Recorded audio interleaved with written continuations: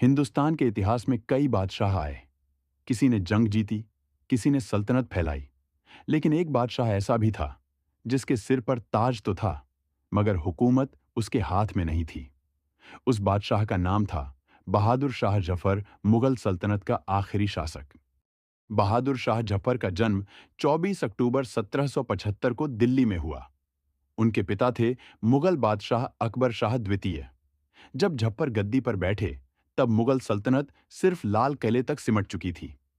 पूरे हिंदुस्तान पर अंग्रेजी ईस्ट इंडिया कंपनी का कब्जा था। जफर नाम के बादशाह थे, पर असली ताकत अंग्रेजों के पास थी। बहादुर शाह जफर दिल से योद्धा नहीं थे। उन्हें पसंद था शायरी, सूफी सोच, अमन और इंसानियत। उनके दरबार में मिर्जा गालिब जैसे बड़े शायर आते थे। जफर चाहते थे कि हिंदू और मुसलमान मिलजुल कर रहें। साल 1857 में जब भारतीय सिपाहियों ने अंग्रेजों के खिलाफ बगावत शुरू की, तो उन्हें चाहिए था एक नाम, एक पहचान, एक बादशाह। उन्होंने मजबूरी में बहादुर शाह जफर को हिंदुस्तान का बादशाह घोषित कर दिया। सच ये था कि जफर के पास सेना नहीं थी, पैसा नहीं था और जंग की ताकत भी नहीं। फिर भी वह आजादी की लड़ाई का प्रतीक बन गए। अंग्रेजों ने दिल्ली पर फिर से कब्जा कर लिया। चारों तरफ आग, धुआं और मौत थी। जफर लाल किला छोड़कर हुमायूं के मकबरे में छिप गए, लेकिन अंग्रेजों ने उन्हें पकड़ लिया। सबसे बड़ा दर्द, अंग्रेजों ने जफर के बेटों को उनकी आंखों के सामने मार डाला। एक बाप के लिए इससे बड़ा दर्द कुछ नहीं हो सकता।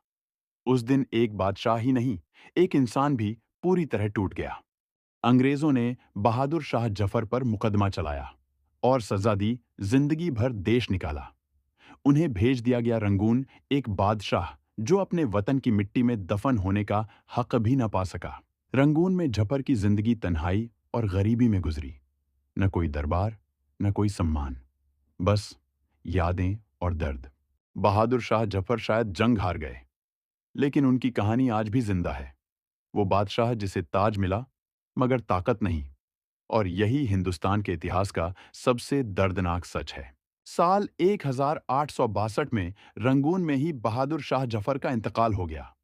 आज उनकी कब्र म्यांमार में है, साधारण सी, खामोश सी। अगर आपको इतिहास की सच्ची कहानियां पसंद हैं, तो वीडियो को लाइक, शेयर और सब्सक्राइब जरूर करें।